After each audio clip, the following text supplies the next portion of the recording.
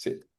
Por un Dime. lado, con la tecnología me interesa poner el foco en la relación que como sociedad tenemos con los gestos tecnológicos que cuando aparecen como que lo reconfiguran todo, ¿no? Que siento que a lo largo de la historia de la humanidad hay muchos, desde el fuego en su momento, yo que sé, la rueda, más para acá la revolución industrial, cuando apareció el tocadiscos, cuando apareció el teléfono, cuando apareció la televisión, cuando aparece el internet, luego el mundo de las redes sociales, sin duda, ahora la inteligencia artificial, quizá como la entidad, eso, como que amenaza con reconfigurar.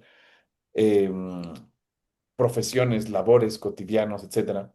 Es, esa relación psicótica que tenemos con gestos tecnológicos que determinan tanto a la sociedad, porque siento que es una relación que plantea una serie de divisiones, ¿no? Parecería que divide a la gente entre liberales y conservadores a propósito de la tecnología, los que rechazan que llegue la nueva tecnología, los que abrazan el cambio y la modernidad, que todas las tecnologías activan conversaciones éticas sobre si está bien o está mal, sobre lo que se pierde, sobre si este ahorro de algo que la tecnología nos ofrece, este gesto de eficiencia, eh, es moral o es inmoral, es ético o es falto de ética.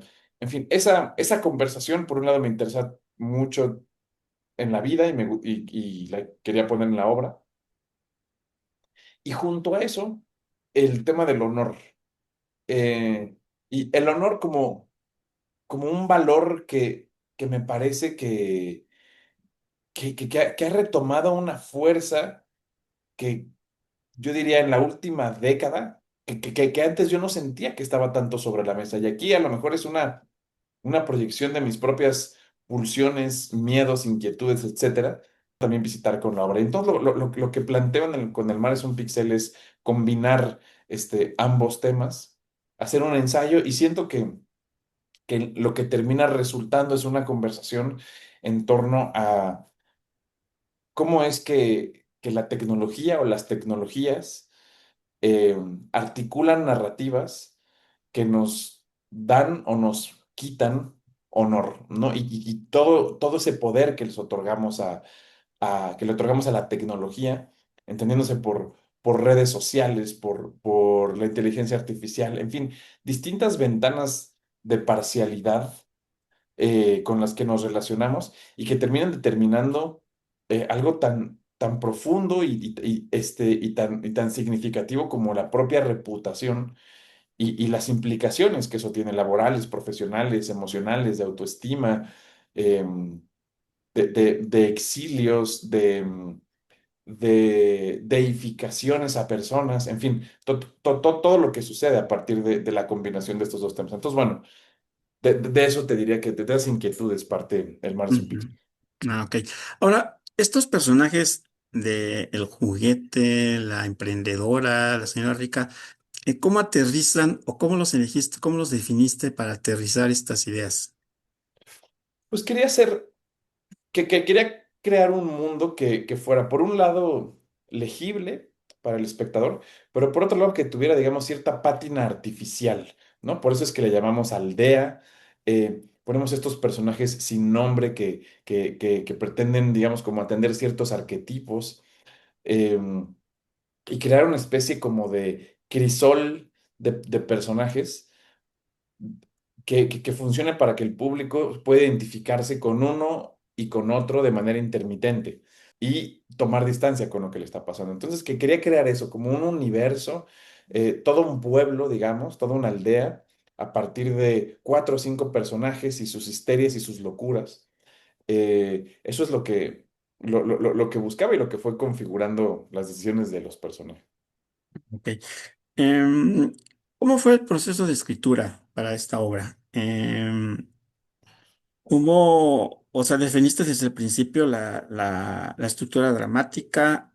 o esto fue cambiando? ¿Cómo fue surgiendo?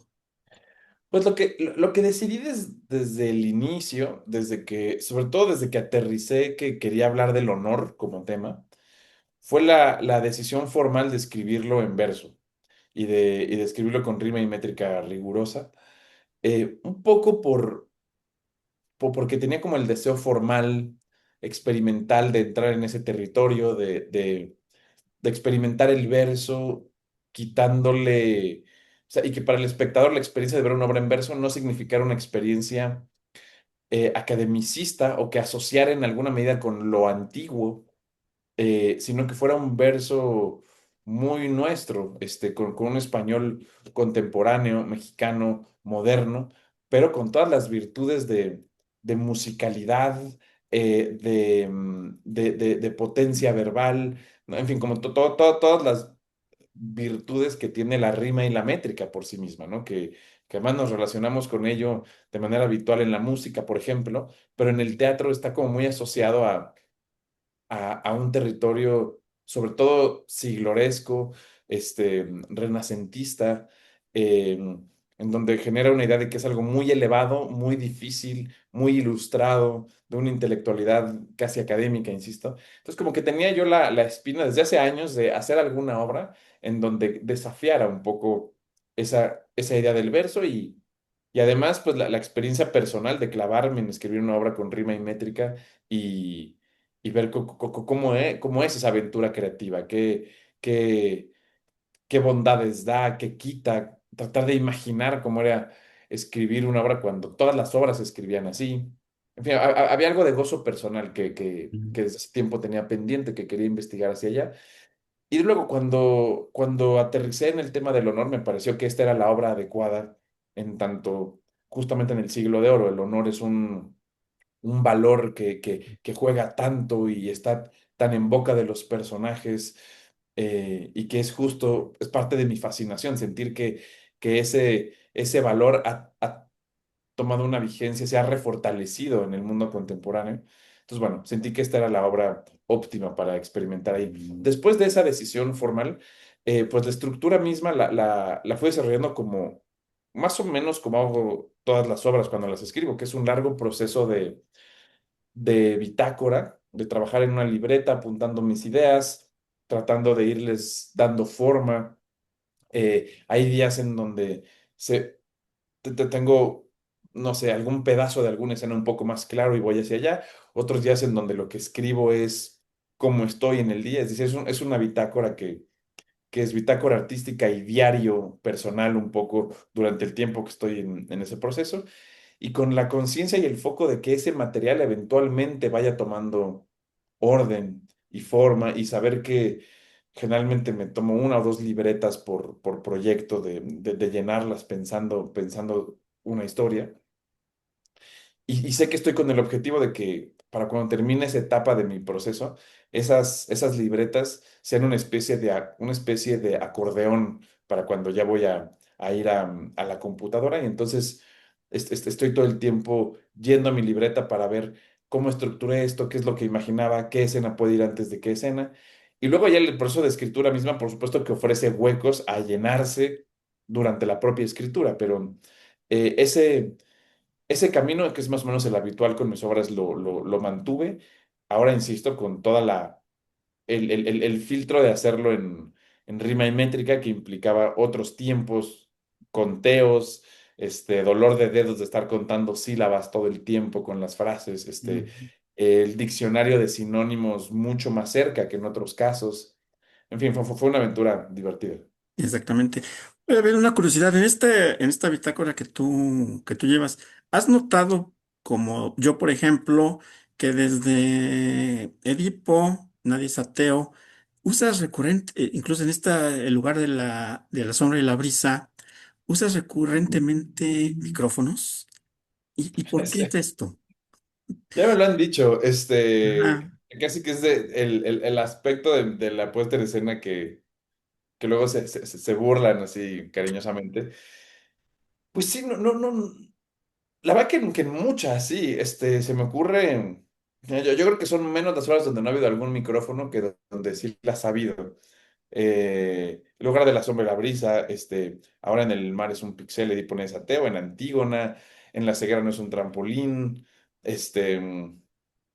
sí, yo creo que la microfonía siempre es un diálogo con quien está haciendo el diseño sonoro de la obra, por supuesto, pero hay algo que siento que, o sea, en el teatro estamos todo el tiempo buscando distintas estrategias para matizar lo que queremos decir. Y siento que la amplificación de la voz, además con todo el universo tecnológico de filtros y sutilezas y atmósferas que se pueden construir con la voz a partir de la tecnología, siento que es un mundo muy fascinante. Es toda una oportunidad puesta sobre la mesa que me gusta recurrir a ella, pero te diré que recurro a la microfonía tanto como recurro a la iluminación teatral o como en algunas obras el video o los textos leídos por el público, que es algo que en muchas obras también es un recurso que disfruto.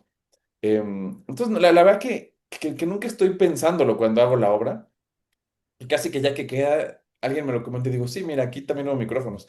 Es decir, que en El mar es un pixel fue toda una conversación con Andrés Mota, que hace el diseño sonoro y la música original, porque, digo, con el juguete y la idea de la amplificación que puede hacer el juguete, pues sentíamos que naturalmente nos llevaba a la microfonía, pero decidimos, una idea de Andrés que me pareció buenísima y que quise como perseguir tanto como pudiera, la idea de que se amplificara la voz, pero que nunca viéramos en escena un micrófono como tal, ¿no? Entonces, por eso, eventualmente se nos acabó llevando la decisión de estos auriculares que están amplificados, que tienen micrófono, que están conectados, en fin, son micrófonos, sí, pero con estéticas distintas que nos llevan a gestos de la tecnología de pronto anacrónicos, pero en una dinámica y una mecánica contemporánea, hasta Exactamente. futurista. Ahora, en relación con el título, ¿qué representa para ti esta tensión que yo encuentro entre lo orgánico del mar y lo artificial del término pixel? Sí, pues justamente lo intuyes bien. Algo en ese contraste es lo que me fascina en el término. eh, Siento que es metáfora de muchas cosas que atraviesan este proyecto. Por ejemplo, la relación que hay entre el teatro y, y lo digital. No quiero decir y la tecnología, porque el teatro desde siempre ha abrevado de la tecnología y se ha fortalecido con las tecnologías, me parece. Por eso las obras hoy son como son. Pero sí, digamos, evidentemente la obra lleva el foco a nuestra nuestro desbocamiento para con las pantallas en el que vivimos.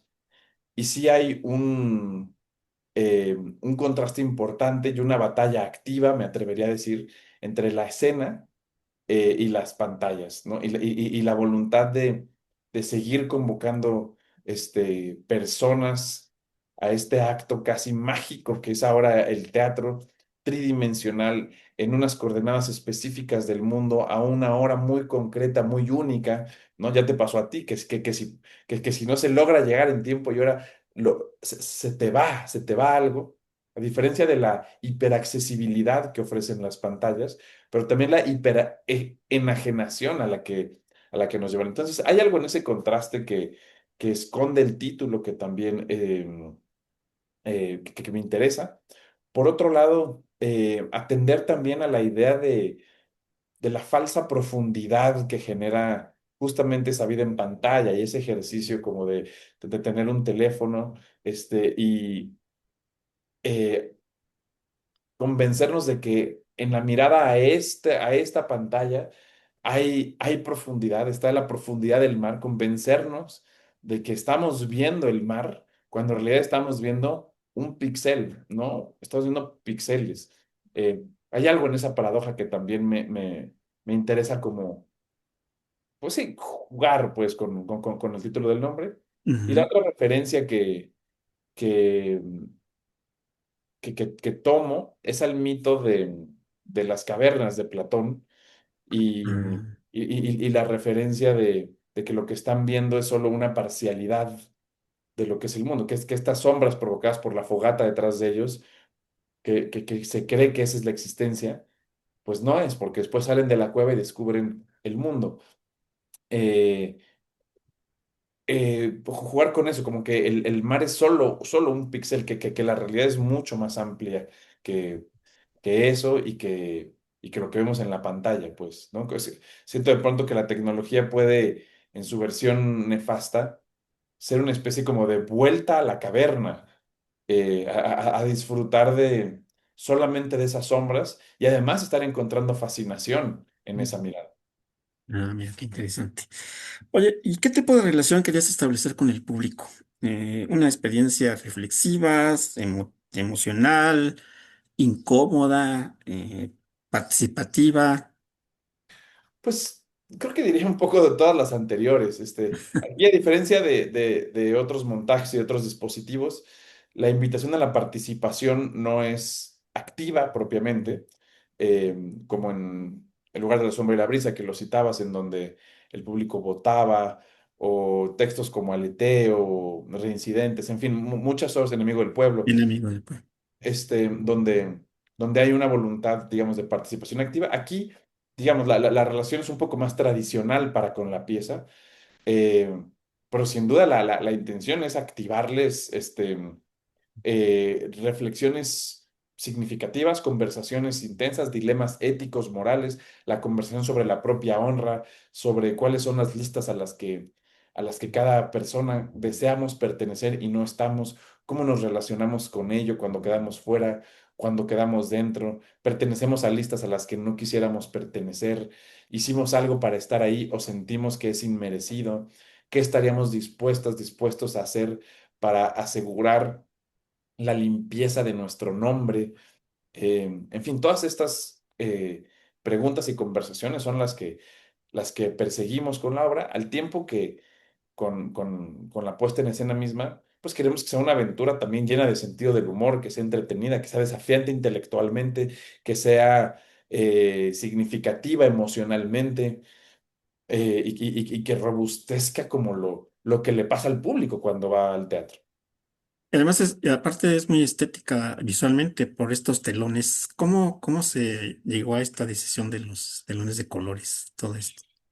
Sí, pues bueno, es la escenografía de Mario Marín del Río que lo que hablábamos era de encontrar un dispositivo que nos permitiera, por un lado, jugar con el gran formato que el Teatro Juan Ruiz de Alarcón ofrece, eh, por otro, dialogar con el presupuesto disponible. Entonces, los telones era un aterrizaje muy fértil por ahí, porque, digamos, es una escenografía relativamente ligera, por un lado, pero que ofrece tantas posibilidades visuales que el teatro como que se ensancha y se comprime y se ensancha y se comprime todo el tiempo durante la obra. Queríamos hacer un espacio que fuera todo el tiempo una metáfora de lo que les está sucediendo a los personajes, por un lado.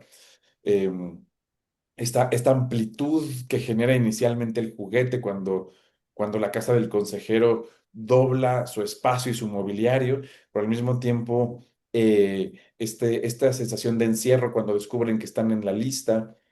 Y junto a eso también queríamos hacer un gesto escénico que fuera, digamos, casi de absoluta tradición teatral, ¿no? Como un gesto, una obra donde hablamos de una tecnología, donde jugamos casi con una especie de ciencia ficción por momentos, pero con recursos que casi todos del siglo XIX, XX, la telefonía es como de pronto los gestos de cierta modernidad en términos estéticos, pero con una teatralidad parecida a lo que hubiéramos visto en siglo XIX, XVIII, XVII, ¿no? Que era telones moviéndose, telones moviéndose. Exactamente. Y te pregunto por último, ¿tu trabajo con el elenco cómo fue? Pues fue profundamente placentero. Es un elenco que no solamente tiene un bagaje técnico muy profundo, y entonces entrar al universo formal que la obra plantea, la rima, la métrica, todo esto les fue emocionante, les fue orgánico.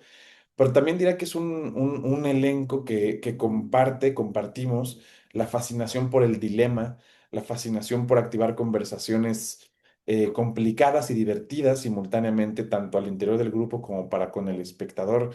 un elenco muy obsesionado con las sutilezas, con los grises, con la claridad de que si un tono de una frase se manda para acá, abre esta conversación, o si se manda un grado para acá, abre esta otra. Y siento que tener artistas con esa fascinación por el detalle en una obra que digamos, como que camina en una cuerda floja todo el tiempo en términos temáticos, porque es muy fácil decir algo que uno no quiere decir cuando uno entra en temas delicados. Pues tener un elenco así es todo lo que uno puede pedir. Perfecto. Pues David, te agradezco mucho tu disposición y tu tiempo, desde luego tus conceptos. Saludos, Jaime, que estés bien.